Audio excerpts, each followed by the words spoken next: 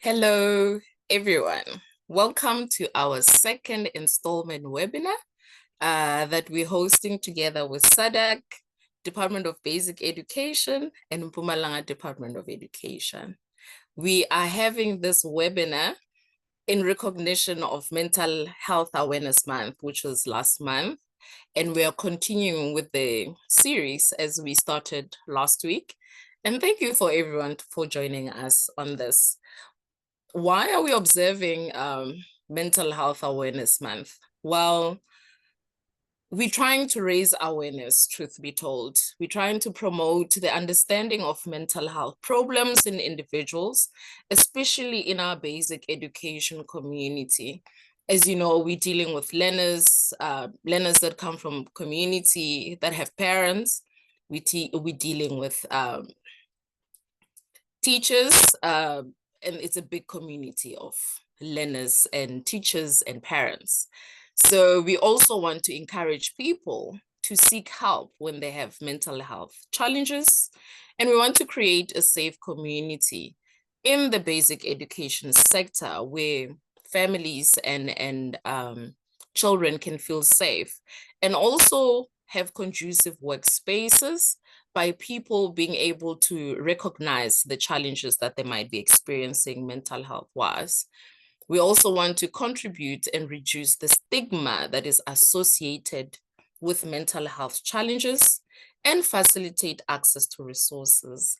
Those that were with us this time last week, Wednesday, we introduced mental health literacy, little bit into what exactly is mental health, and also looking at what are some of the barriers to learning that are linked to HIV/AIDS and learners that might be positive?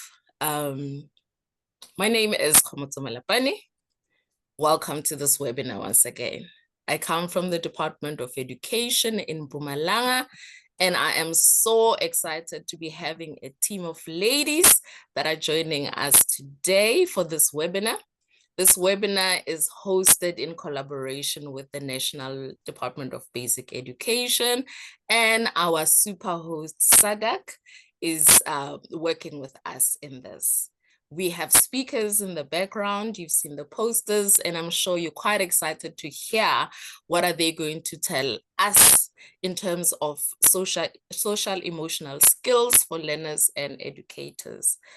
Just a few ground rules to check up to say, please remind it to keep your mics muted. Feel free to introduce yourself on the chat board. You can tell us what are you looking forward to, what you would like to learn today. And please feel free to pop in a few questions as the presentations are going on the chat board. We will go through them.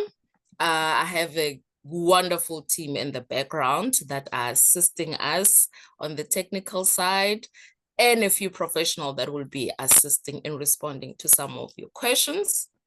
Towards the end of the webinar, we will then have time to go through your questions and try and respond to them as much as possible. Without a waste of time, I know you're looking forward to hear what we have in store for you. The theme for today is learning with a heart and a mind, linking social emotional skills for learners and educators. And I'm sure you have quite a lot of questions to say. What is the social-emotional skills, social-emotional learning? Well, I hope by the end of this webinar, we'll all be on the same page. Let me introduce to you my first speaker, which is Dr. Helene Hofmeyer. She is a researcher in education economics and research on socio-economic policy at Stellenbosch University. Her work focuses on understanding and addressing socio-emotional, linguistic, and socio-economic inequalities in early childhood development and learning. She leads the Roots and Shoot study, which is a longitudinal project tracking school readiness and academic progress among young South African children. Dr. Helene Hofmeyer, over to you.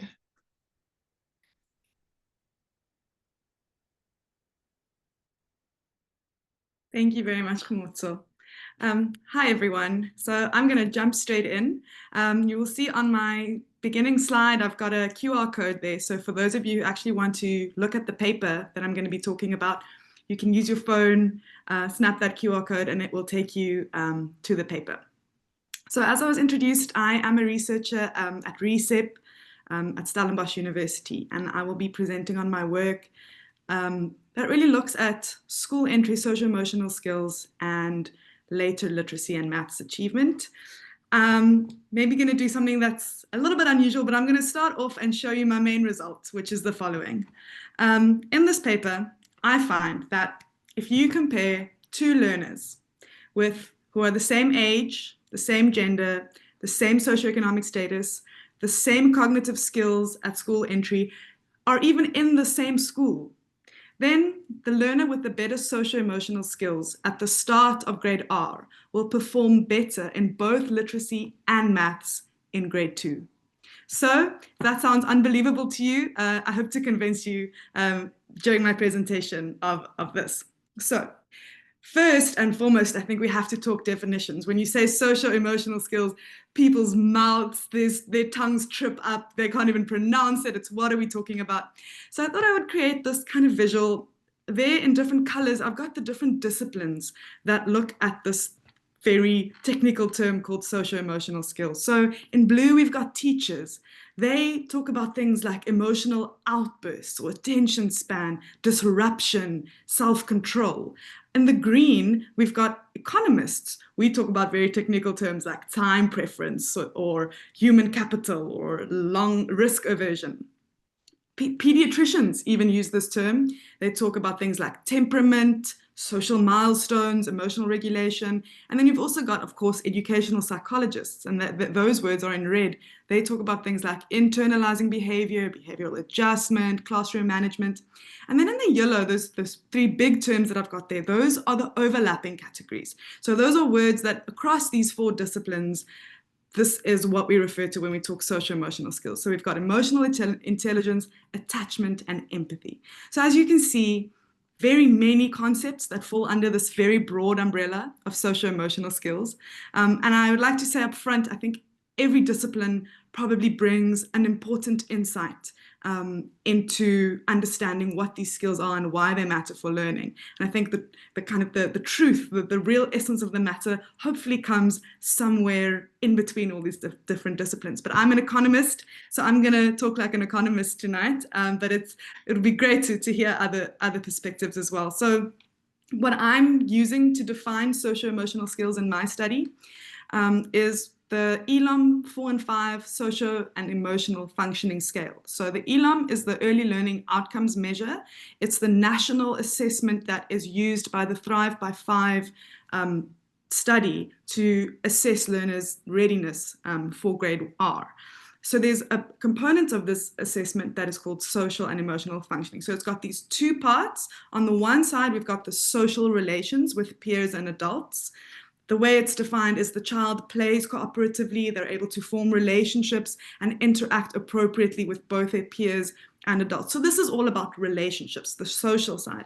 And then there's the emotional side, the emotional readiness for school. And this is just basically defined as the child has the age-appropriate, correct emotional resources that are required for formal schooling. So this is the definition that I will be using today when I talk about socio-emotional skills, while acknowledging there's many other definitions out there.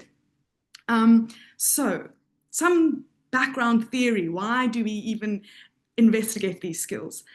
The literature tells us that these skills matter for kind of three main reasons, three processes that are essential in the learning process. Firstly, to have a strong relationship with your teacher. So children with better socio-emotional skills are better able to form that attachment bond with their teacher, which helps them to get more positive attention from their teacher, but also more help from their teacher when they're struggling. Then there's the aspect that looks at peer relationships and shows that children who have better socio-emotional skills have better relations with their peers. And this makes them overall more positive in the schooling environment. And then enables learning. And then there's the kind of emotional regulation aspect, which is if you have these emotional skills, you're able to regulate your emotions, avoid distractions, and persist in difficult tasks. And I think, we often forget we're adults. Learning is difficult. It requires concentration. It requires new synapses being formed in your brain. And without the concentration ability to persist in something that's difficult, learning is not going to happen. So I think theoretically, I think it all intuitively makes sense why these skills would matter for learning. And so what I've done is try and see what is the case if we look locally with South African data. In terms of this relationship. So that's my research question, is just very simply, what is the relationship between school entry socio-emotional skills and later academic achievement? So the data that I use to answer this question is from the Roots and Shoots study. This is a longitudinal data set where we started when the learners were in grade R in 2022, and they were assessed using the ELOM 4 and 5 scale.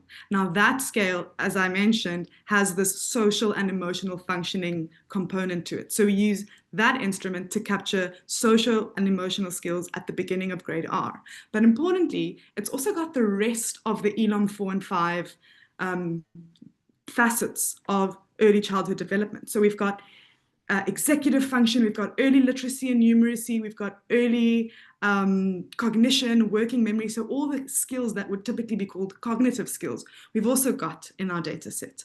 And I'll talk a bit more about how we use that to answer the question. Then we had a second wave of assessments where the learners were in grade 1, and then the third wave where the learners were in grade 2. So we went from 556 to 400 learners across the 3 waves. There's just some basic information about the sample, but basically to show it is a Cape Townian sample, but it's very much mixed between township schools and more suburban schools, and also lots of kind of rural farm schools in your more rural areas around the Cape Town area. So the majority of the schools, 71%, are no-fee schools. Half of the learners in the sample are social grant recipients. So we are talking about overall socioeconomically disadvantaged sample. And then 2/3 of the sample are Afrikaans, and then the remaining third are isiXhosa. So just at a glance, what is the association between these things? Don't mind the axes. I did a terrible economist thing here of showing very technical, there's a -2 and a -1, and what does this even mean?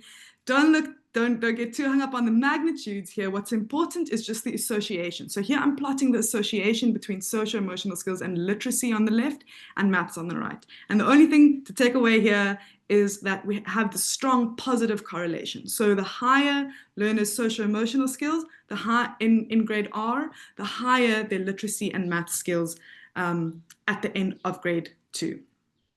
If we talk about magnitudes, how large is this effect? The best way I can describe this is if we had a child who was in a class of 20 learners and a child who was perfectly at the middle point. He was 10th or she was 10th out of 20 in terms of social-emotional skills. If we managed to move that child up to the 5th position in social-emotional skills, their literacy and math skills would move them up from the middle position to the 8th position. So it's not a one-for-one relationship, but still a really important and significant movement of performance in literacy and maths. Now the part that's kind of really exciting for me is this data, because it is longitudinal, allows us to dive deeper into, do we see stronger associations for different kinds of learners? So I looked at gender and found that there's actually a stronger association between socio-emotional skills and academic outcomes for boys, which was quite surprising. Also for children in fee-paying schools, children from wealthier backgrounds, and children with higher cognitive skills at the start of school. So this suggests that there's almost this, what's called in the literature, a Matthew effect. If you already have an advantage, then you benefit more from additional resources. So children who are already in the wealthier schools, from wealthier households, if they have better socio-emotional skills, they benefit even more from those skills than learners in no-fee schools. And just to reiterate, so I said this at the very beginning, but I think it's important to reiterate, these are not just associations. You know, they are things that can kind of move together that could possibly explain this association, what we would call confounding factors. But what's exciting about this study is that because it's longitudinal, we're able to control for things like age and gender, socioeconomic status, school entry, cognitive skills, and school effects. So that slide I had at the very beginning, you know, if we take a child, same age, same gender, same socioeconomic background, same level of cognitive skills at the start of grade R, and even in the same school, the one with the higher socio-emotional skills does better in grade 2 literacy and maths. For me, you know, one of the ways that I like to think about this is, okay, but you know, what does this mean for equity within our system? And I think this graph hopefully makes clear that socio-emotional skills, if we approach them and if we foster them correctly, could be the great equalizer. And what do I mean by that? So here I show learners in the no-fee schools. That's the yellow bar graph, compared to learners in fee-paying schools. And this is wealthy, you know, X-model C-type schools. And they're in the kind of blue-green bar graphs. Learners with high socio-emotional skills in the no-fee schools are achieving at about the same level as learners with low socio-emotional skills in your wealthy schools. So if we could get learners in our no-fee schools or at high levels of socio-emotional skills, they would be able to bridge the gap that currently exists between socioeconomic schools, schools and socioeconomic groups. So some of you might go, if there's any teachers in the webinar, might be going, but this is so obvious. I've seen this every day in my class. It's so obvious that the child with better socio-emotional skills is definitely going to do better academically. So the question really is, what is new? I think what's new here is that it's longitudinal evidence from South Africa. And this is a group of learners, they're from Cape Town. We went in there and we administered these assessments. And it's really showing robust quantitative evidence of something that I think many people experience on the ground. And we're able to say, there's a measurable association here. And that I think is new. And from my perspective, I think the fact that we can control for cognitive skills at the beginning of grade R is very important, because generally we talk about the importance of school readiness, right? And it's just this kind of overlapping big category. What does it even mean, school readiness? But what makes this data so nice is we're able to say, let's separate out the cognitive, more academic parts of school readiness, like early literacy and early numeracy, and see, even if we keep those things the same, do socio-emotional skills matter for later achievement? And they do. And in terms of the implications of this work, I think for me, it really is just showing that socio-emotional skills and social emotional learning is not just an optional add-on that we should be doing in addition to all of the other many priorities we have in the sector. This work is really showing that these skills are actually foundational to learning. Someone said the other day, maths and literacy are the foundational skills, but this kind of evidence is starting to show that maybe socio-emotional skills are the foundations of the foundational skills, like maths and literacy. And one of the points that I've already made is just this idea that socio-emotional learning could be the great equalizer, that we can start to address equity concerns within our system if we start to really take seriously how powerful and how important these skills can be. So yes, that's it from me. Thank you so much. Oh, wow. What a beautiful presentation. Straightforward, and it raises quite a lot of questions from my side. But also, like you said, it affirms quite a number of things that we think about, but there was no research done on it. So now we have something on paper to say, no, we're not crazy when we say there's a gap. Wow. I see you, Dion. Can we kindly put questions on the chat and we'll go into Q&A.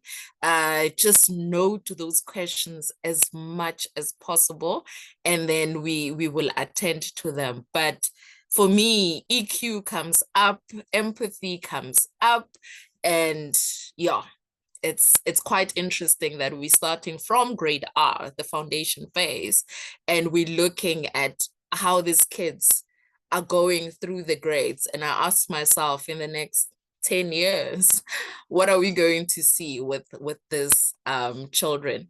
And without wasting time, because I really want us to go into the Q&A while we still have enough time, I would like to call upon our second speaker for tonight, who is Ms. Bhavya Joshi.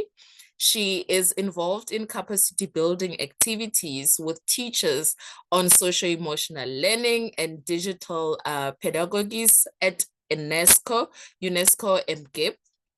She is a counseling psychologist with a master's in clinical psychology from University of Delhi, with a keen interest in community mental health, child development, mental health disorders. Working on the cusp of education and mental health, Bhavya aims to bring emotions into education by creating a learning environment that supports the students' well-being by means of social emotional learning. So I would like to hear more after that beautiful introduction and research presented by Dr. Helian to say, what is Bhavya going to tell us about this social emotional learning? Pavia, over to you. Thanks so much, Komotso. And good evening, teachers. I am joining all of you from India. And like Komotso mentioned, I'm from UNESCO MGIP. I'm a counseling psychologist with UNESCO MGIP. And a big chunk of my work actually involves doing webinars like these. I'm glad that my session is after Helian's because she's actually covered a big chunk of what I was going to say and built a case for some of the things that I'm going to be talking about.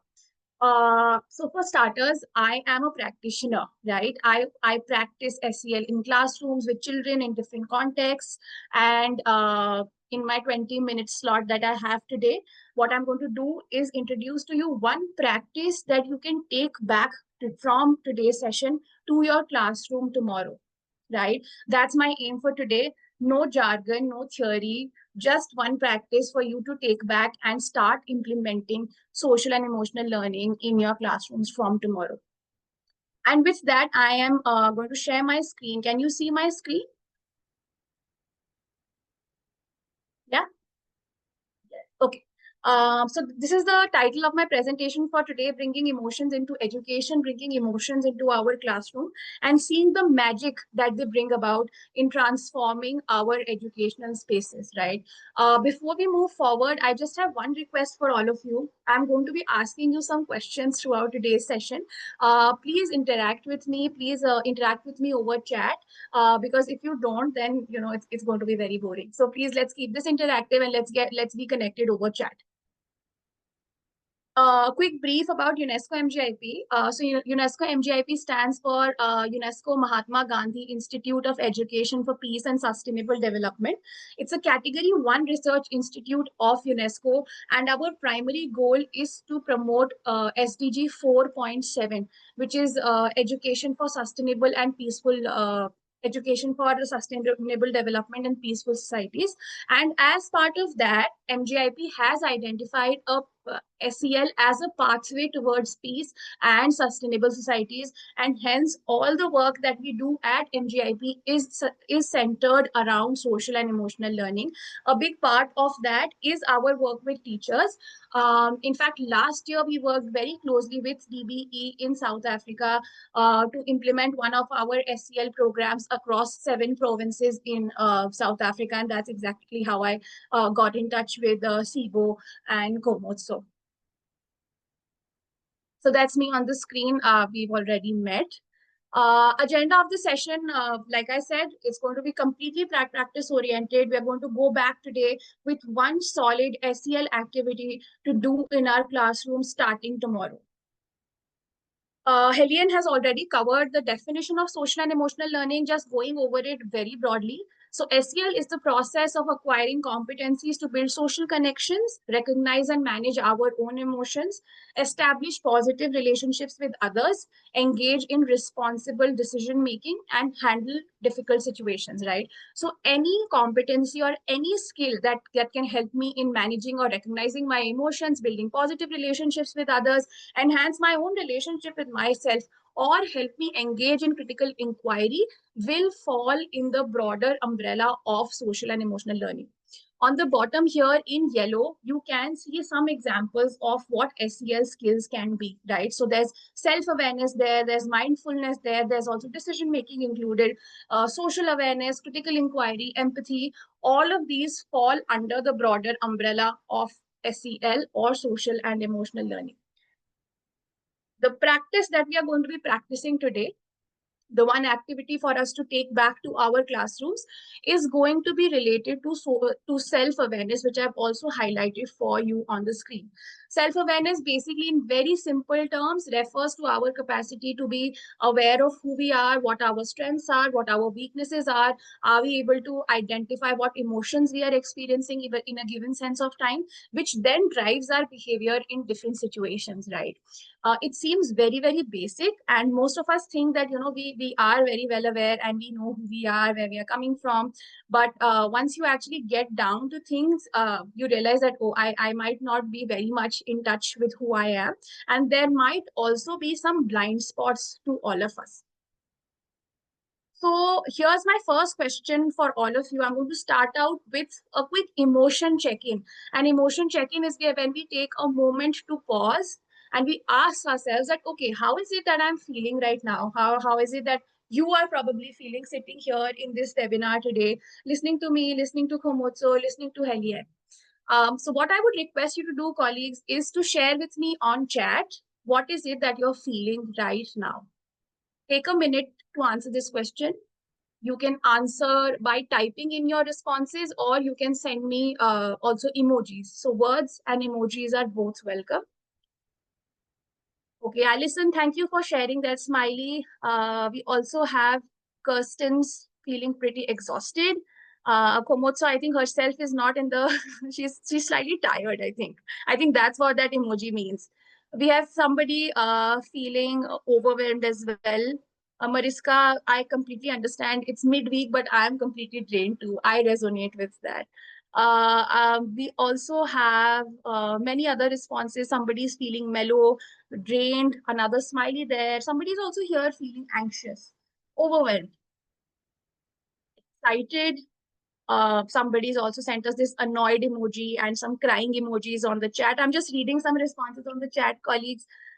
Thank you so much for engaging with me on this activity. Somebody's also feeling really angry. Oh, I like Cynthia's emoji as well. Thanks, Cynthia, for, I think that's the emoji for awesome and cool. Appreciate you sending that a lot. We have someone feeling calm as well. Thank you so much, colleagues, for taking out time to engage in this and to identify and give a name to the state of emotion that you're in right now. So following up with this, I have another question for all of you. This question that I just asked you, how are you feeling today? Have you ever asked this question, or have you done such an emotion check-in in your classrooms, or in your setting, maybe with your own children, or in the whichever facility that you work? Have you ever asked this question there as part of a check-in that you're doing with them? It's a yes or no question. Yes, yes. We have 2 yeses, a lot of yeses, and 2 or 3 no's also I can see. This is a simple example of what a teacher can do to center everyone. Yes, Sikongile, thank you so much for sharing that. Yes, yes, yes, and 3 no's. Yes, yes, yes, yes. Yes, at home with my kid. Yes, no. Great. And you know what, colleagues? I'm going to act like a tarot reader or an astrologer, because you know what? I already knew you do this, and here's my answer for you on the screen. This kind of an emotion check-in is what most teachers already do. As soon as I mention social emotional learning to teachers, the first answer they give me is that I ask my children how are they feeling, right? And a big kudos to all of you for taking this first step towards identifying, towards helping your students build some social emotional skills and be able to express how is it that they are feeling. But is there a better way to do an emotion check-in rather than just randomly asking, okay, how is everyone feeling? Or is there a better way of doing it? That's what we're going to be exploring today, that how do you do an emotion check-in in a way that whatever information comes out of it. So all of you have responded to me on the chat, right? But am I doing anything with that information yet? I'm not. In fact, I've moved slides already. So how is it that I can put together these responses as a facilitator right now, if we were to consider this a classroom, and if all of you were students in my classroom right now, how is it that I, as a teacher, can use this information to my benefit and enhance or yeah, probably enhance the mood that's going around in my class? That's the question that we're going to answer in today's session. So step one for that, colleagues, is to make use of what is called a mood meter, right? I asked you a very random question and all of you responded on the chat, but it's very difficult for me to put together these responses or draw any meaning out of it. So here's what I'm introducing to you as step one, which is a mood meter. What you see on the screen, colleagues, is an example of a mood meter, which basically clubs different types of moods together, right? So you can see here, if I were to look at the blue moods, the moods in the blue zone, as it is called, you will see all the moods which are related to being low in energy and low in pleasantness. So we have words like sad, we have words like tired, we have words like exhausted there. And I know that exhausted were also there in some of the responses I just received over chat. So, colleagues who mentioned like feeling exhausted, feeling miserable, feeling sad, you are currently in the blue zone. If I were to attach a zone to what you're feeling. In the red zone, colleagues, you can see some of the emotions which are very high on energy, high energy emotions, but low pleasantness emotions, right? For example, anger. When we are angry, we have very high energy levels, but the pleasantness of that emotion by itself is pretty low. So all anger and related emotions, you can see them in the red block. So we have angry there, we have frustrated, we have tense, we have annoyed, we have irritated. Everything which is high energy but low pleasantness. In yellow here, colleagues, we have high energy and high pleasantness moods, right? I am very, very energetic, but I'm also feeling very present. So feeling excited, right? That's the positive energy, right? Not the negative kind that we have in anger. We also have lively, we also have happy, hopeful. So happy, excited, and related emotions are clubbed in yellow. And finally, we have green, which is low energy but high pleasantness. So feeling a sense of calm. I saw somebody share calm in the chat box. So for that person, if you were to give it a zone in terms of where you are, you would say that, oh, I'm feeling calm. I am in the green zone right now, right? So words like restful, peaceful, cozy, calm, mellow. Somebody had mentioned mellow as well. A chill, thoughtful. All those words fall in the green zone. So here's a quick summary of the 4 zones, colleagues, and I'm presenting this again because we will be doing a very tiny activity and hence I want you to focus on this. We have the red zone, which is very high energy and low pleasantness, and hence it includes emotions like angry, anxious, frustrated, irritated, all of those. We have the blue zone, which is low energy and low pleasantness, hence words like sad, lonely, disappointed fall here. We have high energy and high pleasantness emotions like excited, joyful, happy, all of those in the yellow zone. And finally, some low energy but high pleasantness emotions like in the green zone, such as calm, content, and relaxed, right? Here's a quick glimpse of all those again. The green zone, the yellow zone, the red zone, and right. What I want you to do, colleagues, I don't want you to type anything. I just want you to look at this visual for a second, and whatever it is that you already typed in the chat box, based on that, I want you to only identify, don't type it out, only identify in your mind which zone are you currently in, right? What you have to do for that is simply pick up the word that you typed in the chat box already, find it on the chart, and make a mental note. Okay, so I am running this workshop, I'm feeling very joyful, right? Joyful is a word right here in the yellow zone, so which means that, okay, I am in the yellow zone right now. Bhavya is in the yellow zone. So just make a mental note of that kind. I'll give you 10 more seconds to do that. You don't have to type this out in the chat. Just keep it with you. Just maybe 2-3 more seconds for you to identify where you think you are, which zone you think you are in.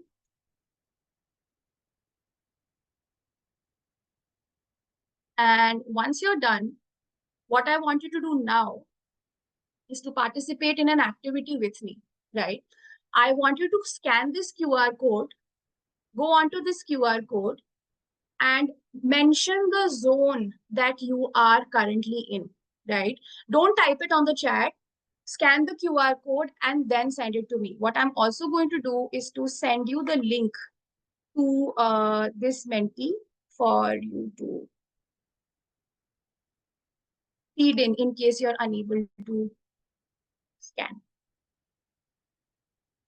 I have also put the link to the Mentimeter on the chat, colleagues. When you open this Mentimeter, when you go onto this link, you will see 4 options, giving you names of zones: red zone, yellow zone, green zone, blue zone. Just identify which zone you are in right now, click on it and press submit. That's all I want you to do. You can scan the QR code or you can go onto the link that's mentioned on the chat. And once you're done, just give me a thumbs up here in the chat box quickly so that I know that, okay, we are done.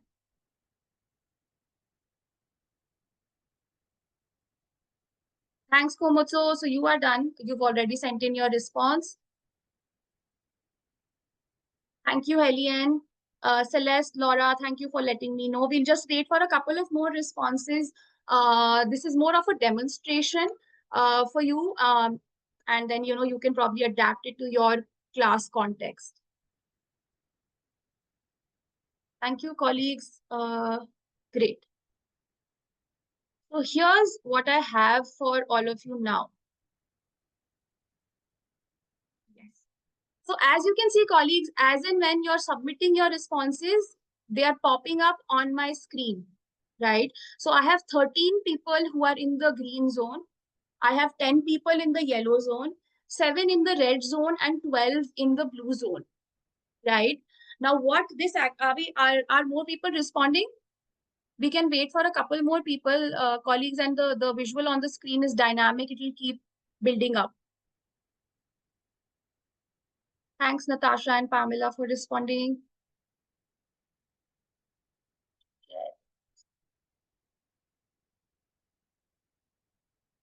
Right. So here's a better way of doing a check-in, colleagues. And what makes this better is that what we have in front of us is a summary of this classroom, if I were to consider this one. Based on this one check-in that we have done, that you have on the screen right now, I, as a teacher, already know that 14 of my students, if that's one of the figures, 14 of my students are actually in a very learning zone, which means that they are in a state of being either restful, blessed, balanced, which is very, very conducive to learning, right? I have 14 students there.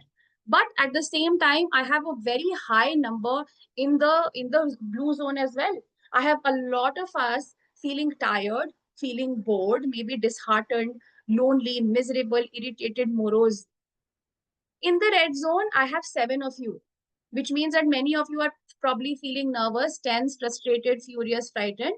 And many of you are also in a yellow zone, which means you're very high on energy.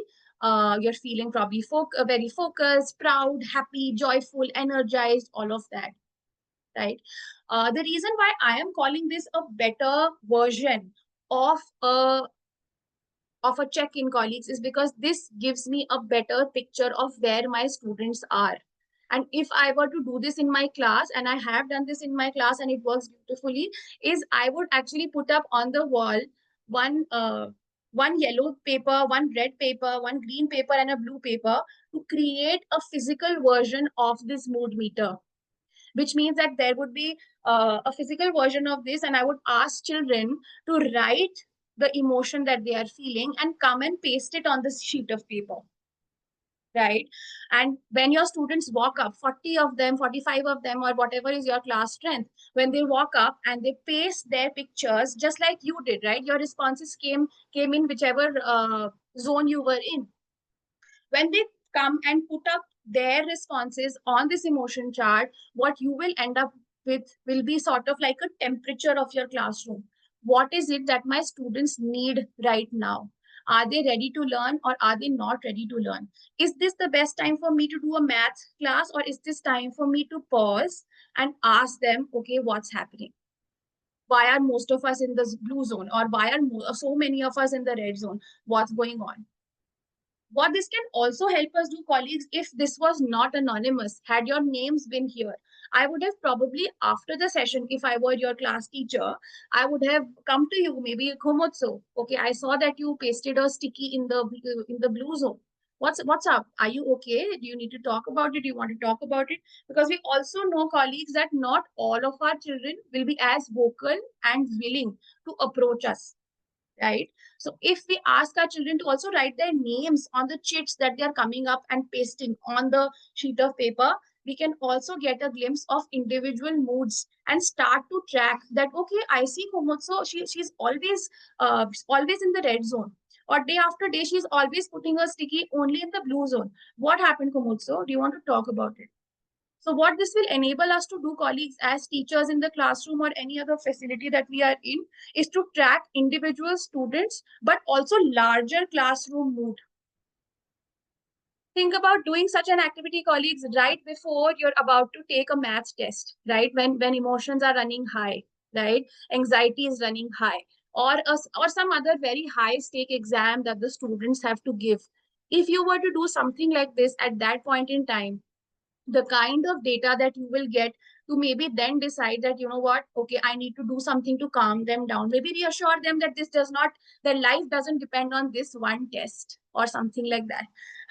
How different that situation would be from blindly entering into a test, not acknowledging what the students are probably going through. And you never know how their emotions might be impacting their performance on that particular test. Maybe they actually came prepared, but they didn't do well because simply because they forgot, because of all the fear of maths that they have, right? So yeah, benefits of this type of a check-in where we are grouping, encouraging students to come and place their emotions according to zones, is that it allows, of course, students to reflect on their emotional state. But more than that, it allows the teacher to get a quick snapshot of what is happening emotionally in her classroom. So I'm very happy, colleagues, that all of you are interacting and posting responses on the chat. Just quickly going to see if the mood meter has shifted some numbers. Okay, we are all sort of there. Okay, that's fine. Now, colleagues, my question for all of you is, after you do an emotion check-in, so we already know what an emotion check-in is. You already knew it even before I told you about it, right? I just gave you another way of doing it, and we explored how that might be helpful. Now, my question for all of you is that once you have done an emotion check-in, what do you do next? You just ask students how they are, and they say that, ma'am, we are all very anxious. And then you're like, oh, okay, that's okay. Let's go do this math exercise. If we are doing that, then we've basically defeated the purpose of asking children what they're feeling if we were to just carry on with our regular day. So then my question is that after you do an emotion check-in in your classroom, since most of you said that you do ask children how they are, my question is, what is the next step? So the children have expressed that they are sad or they're anxious. What next? What do you do next? And you can respond to me on the chat, perhaps, in a couple of phrases.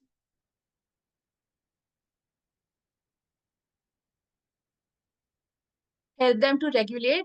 Thank you, Helene. Could you let me know how do you help them regulate? uh, do a follow-up and understand the reason behind a certain emotion.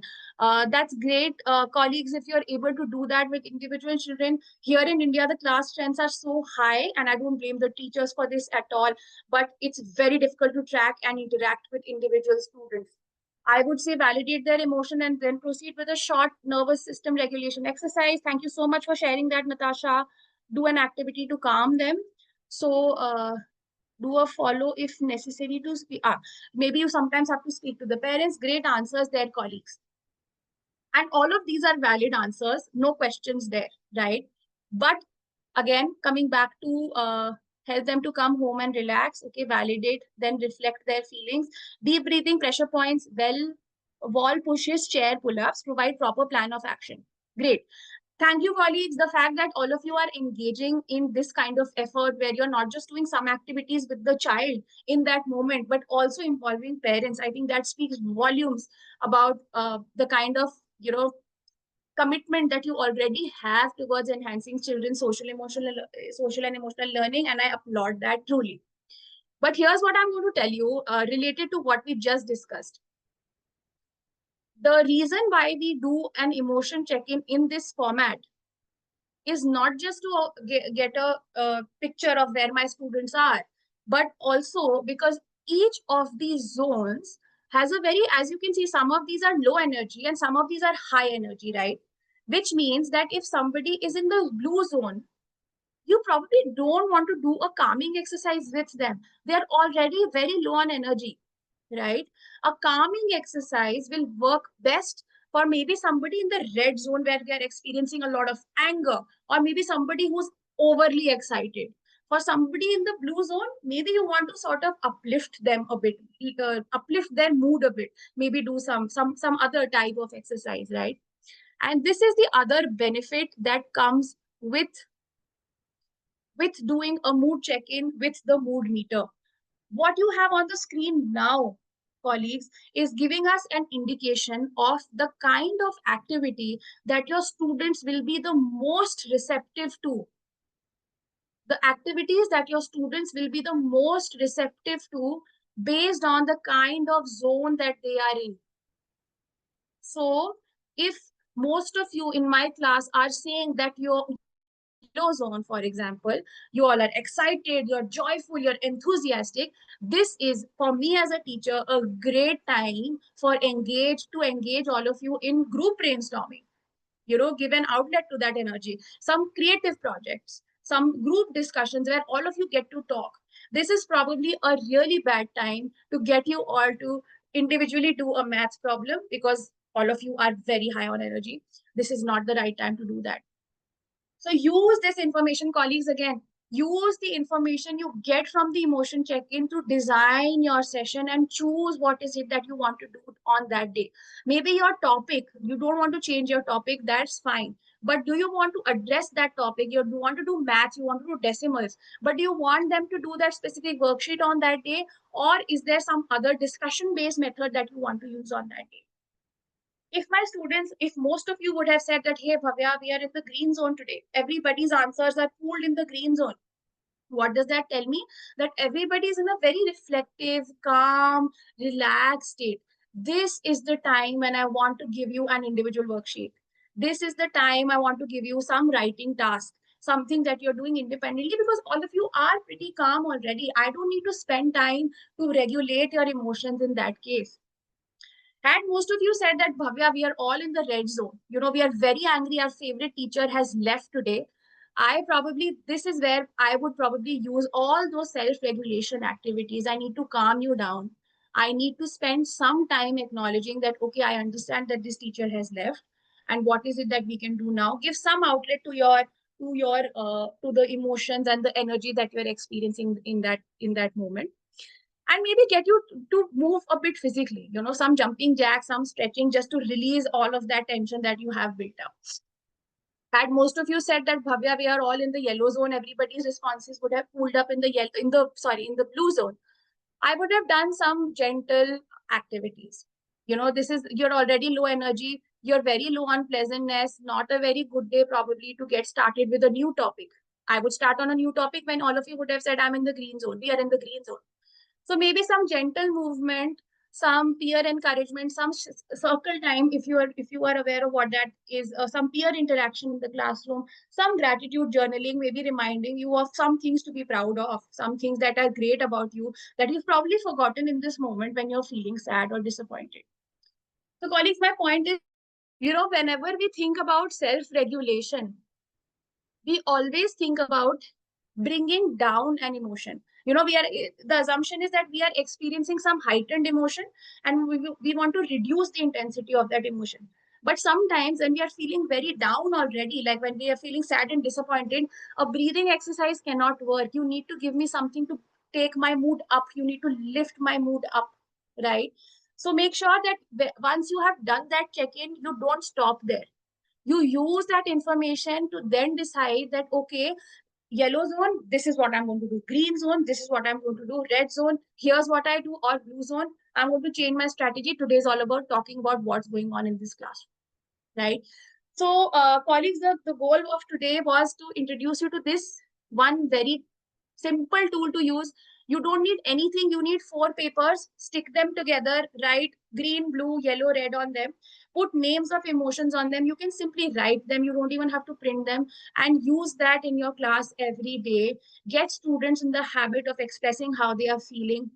Explain to them the rationale of doing this activity, and see how responsive they become to you, because they start realizing that, oh, this teacher actually cares about what we want, and she is willing to change her strategy based on how we are feeling, right?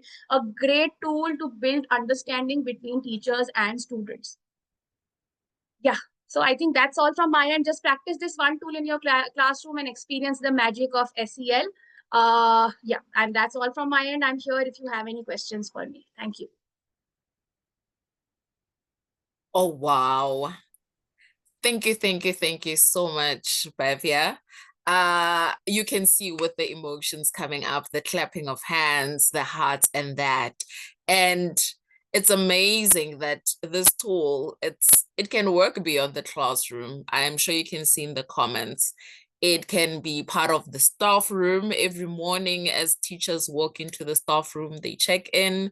It can be part of meetings. As we walk into a meeting, we check in.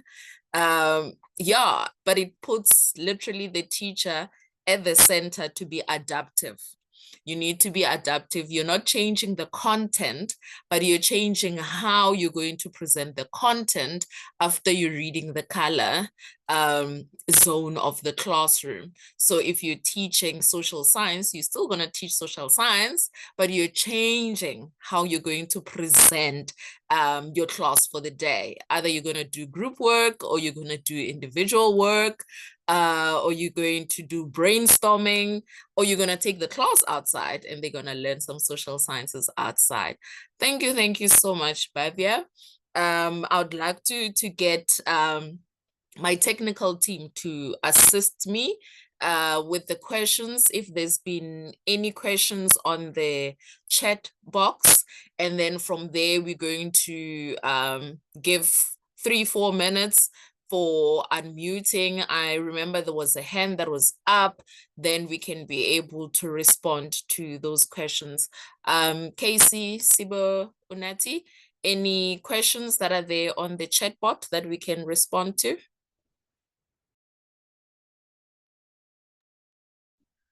Hi, Komotso. It's Cassie from SADAG. We have the questions coming in. I think it was Dion who had raised his hand before, so please do feel free to ask your question in the chat box. We do have a question now from Omzolele to say, can Bhavya please share one other exercise, one that may be a bit different from this one that she's used before? Oh, wow. Okay. Thank you, Casey. That's really putting you on the spot, Bhavya. Yeah. I'm not sure if you're ready, but if you are, you're more than welcome. If not, you can share it for later, and we can be able to share it with the participants. Yes, so I will definitely share a link to resources. That's not a problem. In fact, you can go on to our website, which is, I'm going to put it on the chat, www.framerspace.com, which has all these amazing courses for teachers on social and emotional learning, which are basically a repository of activities for you to do. But just if I were to give you one exercise, which you can probably do tomorrow, it's a self-regulation exercise. It's not even an exercise, it's a practice. It's a classroom practice. I'm sure all of you are exposed to this game of Simon Says, right? Do you know Simon Says, yes or no in the chat? Yes. Yes, I'm sure everybody knows Simon Says. I know this because last year I was in South Africa. Everybody knew South Africa. Colleagues, you don't know, but Simon Says is a great way to teach children about self-regulation. right? Getting them to follow instructions, getting them to listen to you, to focus on the instruction, and to act only when the phrase Simon says is said before a sentence, right? So if you were to actually give it a twist, play the exact same game. It's the exact same game, no change in instructions. The only thing you are reinforcing, the only idea that you're reinforcing to learners is that, you know what, I want you to calm down, I want you to listen carefully and then act. Focus on what I'm saying and then act. Just reinforce this. Get students to consciously listen to you, consciously pay attention to what the teacher is saying, and not just play it as a game. Of course, it's a gamified way of doing doing self-regulation, but ultimately Simon Says is nothing but a self-regulation tool for children. So that's, I think, one that I can tell you, and I've used it, and it was brilliant in classrooms. Oh, thank you so much. And Katleho has a question here to say, how do you work about if you find yourself in two zones, like you have an equal split? I'm feeling a bit reddish, but a bit bluish. I can't really say which one is stronger. Both of them are on equilibrium. How would I now work around that? So, colleagues, if you would have opened the Mentimeter question, there the prompt would have been that you're allowed to choose two zones, right? For today's workshop, I just took one because, see, the process of getting to recognize how you're feeling takes time, right? In fact, many times when I ask people, how is it that you're feeling, and I'm talking adults, not students. Many times when I ask adults how is it that they are feeling, they'll say, oh, I'm feeling like I'm losing myself, I'm feeling like she hates me. These are thoughts. If you tell me that you're feeling like she hates you, that's a thought, that's not a feeling. Pinpointing a feeling is one of the most difficult things that you can do. You can feel hungry, but hunger is not an emotion. If I ask you how you're feeling and you tell me you're feeling hungry, that's not an emotion. If I ask you how are you feeling and you tell me I'm feeling like I'm not going to pass this test, that's not a feeling, right? Initially, you will face this difficulty of falling into two zones. But once you start doing this every day, and this will happen even with your children, once you start doing this every day, even with your kids, you will realize they will have better clarity on, okay, I am feeling angry and I'm feeling sad that my friend hit me. I'm feeling both these things. But what is it? What is my primary emotion that I'm experiencing right now? So even if you're in two zones and your students want to put a post-it in both zones, let them. There will still be one zone which will have the majority. So allow them that space, and gradually, once they get used to this process of naming their emotions day in and day out, maybe before, right in the beginning of the day, once at the end of the day, before tests, right after they've come back from high energy exercises like the physical games period. We have a games period here. Maybe you have PT or PE, physical exercise. Ask them then, and you'll notice how during different times during the day, different zones are highlighted. Right before a PT period, right before a games period, you will see the yellow light up, and right after maths, right after an exam, you will see the red light up. So this is very, very normal. You are allowed to answer in different zones. There's nothing wrong in that. Wow. Thank you. Like I said, we always run out of time, and I get worried about you, Bhavya, because I think it's after 10 p.m. now in India. But as you are busy talking about emotions and people finding it difficult to name emotions, it takes me back to what Dr. Hofmeyr was saying, that the longitudinal study is literally with the young ones.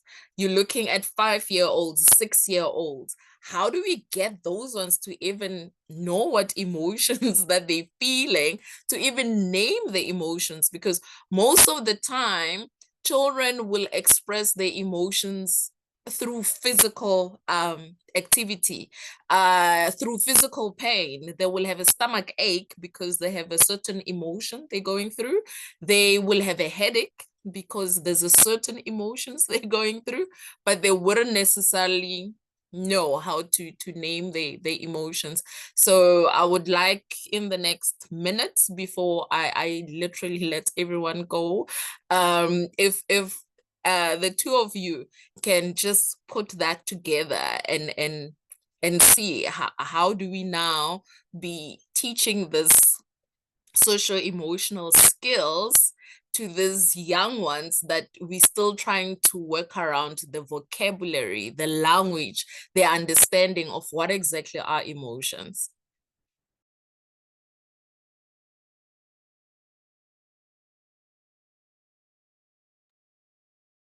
I'm gonna hand over to Bhavya because she's the practitioner and I'm the data person. So please.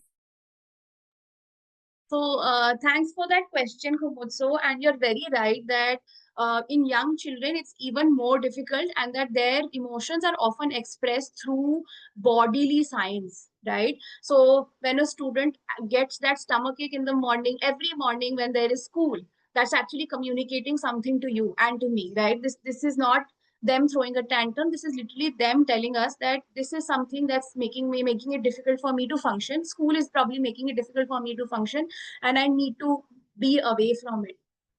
What's basically important is to look at behavior as an iceberg, right? And I wish I had that visual with me. I usually have it in my presentations. I don't have it today.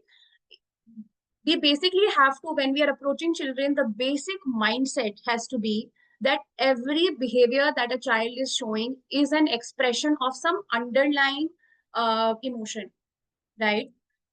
Oftentimes what we end up doing is we look at the behavior, which is the tip of the iceberg. It's what's visible to us. We look at the tip of the iceberg and we are like, oh, this is an ill-behaved child. This child who's talking in the class, ill-behaved, misbehaved. This child who's hitting others, misbehaved. We need to call their parents. This child who's not talking at all, not doesn't talk, oh, very obedient, right? But what we often forget is that all these behaviors, hitting others, throwing tantrums, any kind of tantrums, going completely silent, or becoming excessively talkative, all of these behaviors are basically symptoms, so to say, of an underlying emotion. This could be a student who's experiencing some kind of anxiety, some kind of embarrassment, some kind of shame, and it is coming out in non-verbal behaviors because they don't have the right vocabulary to express what is it that they are feeling. And one of the positive outcomes of having something like an emotion check-in regularly in the classroom is that we are consciously teaching this vocabulary to children, right? Just like we teach cat, bat, mat to children because it's English language. These are also words of English language, right? At least if we were to cover all emotions in English, it is a way of communicating that, okay, right now I'm not feeling nice, I am feeling sad, I am feeling angry. So having those conversations in the classroom where emotions are welcome, and the emotion words are taught just like any other subject. They are treated as English words, or if they are being taught in the local language, they're included in the lessons, included in the lesson plans. Every time you're doing a story reading in the classroom, you are actually asking the child to reflect on the emotional states of different characters. It's as simple as that. So when the Red Riding Hood, when she saw the wolf, how was the Red Riding Hood feeling? When the wolf appeared in front of her, what was the wolf's intention? What do you think the wolf is feeling? Do you think he's feeling strong? Do you think he's feeling scared? Do you think he's feeling anxious? Getting students to not just reflect on their own emotions, but having them place themselves in the shoes of different characters in stories, which and story reading, I'm sure, is a part of every at least primary classroom. Have doing all of that, that's where it starts. Weaving emotions into everyday conversations. We don't have to have a separate period for this. We don't need a separate class for this. Everything that we are doing in our classrooms, it an SEL twist can be given to it, right? Whether it's storytelling, whether it's an exam, how you're treating the exam scenario, what you're doing before the exam, what you're saying after the exam, as simple as that. The way in which feedback is communicated to children. Are they made to feel bad for the mistakes they are making, or is there space for them to correct those mistakes? And most of these colleagues, I'm going to say it, I don't know how to say it with more force, but most of SEL, or the most impact that has on children, is our words, the way it is put. It's often not the content of what you're saying, but the way that it is said. Feedback still has to be given. If somebody has made a mistake, you have to tell them that, hey, this is wrong. But do you tell them that this is wrong and there is no scope for correction and you're stupid? Or is there space to tell them that, hey, you know what? This is incorrect, but let's work this out together. Let's see to manage this or correct what we are where we are going wrong and trace that. So, a lot of it is just the way we are conversing with children and what language we choose. I think I'm going to stop there. Thank you so much. In 30 seconds, Dr. Hofmeyr, the question is around the research results, to say where to from here. There's a question on Facebook that's asking, after this, where do we go? Yes, I love that question. That's an excellent question. For me, I think, what's so exciting about this is it really is, I feel like even webinars like this, there's the Department for Psychosocial Support, and then there's even a whole completely different department from DBE, which is social work.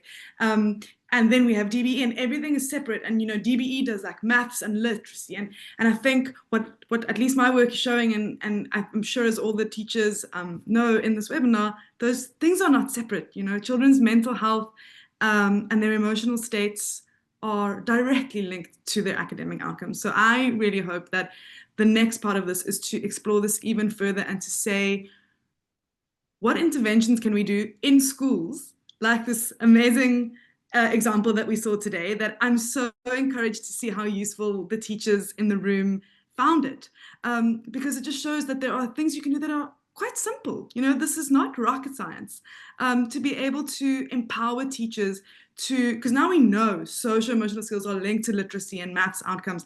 The next question is, how do we actually support teachers to develop those skills and to attend to those skills in the classroom? So where I want this research to go is, let's start implementing and let's start actually getting into the classrooms and seeing what works in this space.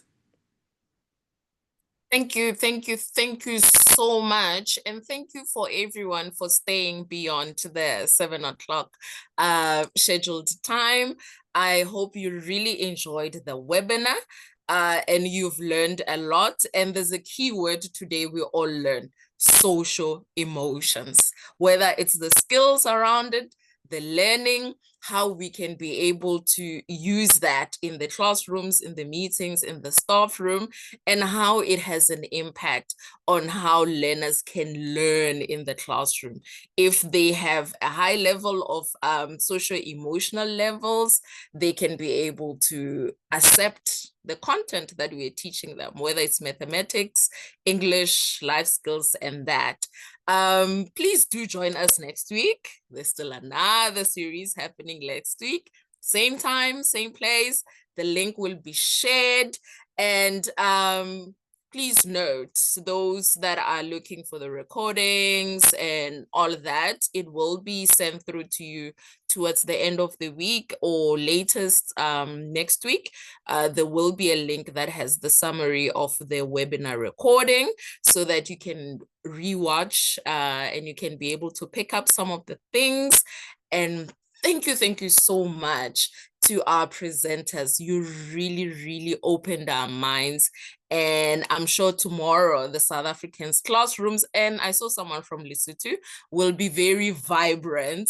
And thank you for giving up your evening and your night time to join us and share your words of wisdom with everyone. Wishing everyone a lovely evening, and join us again next week, Wednesday. Thank you so much.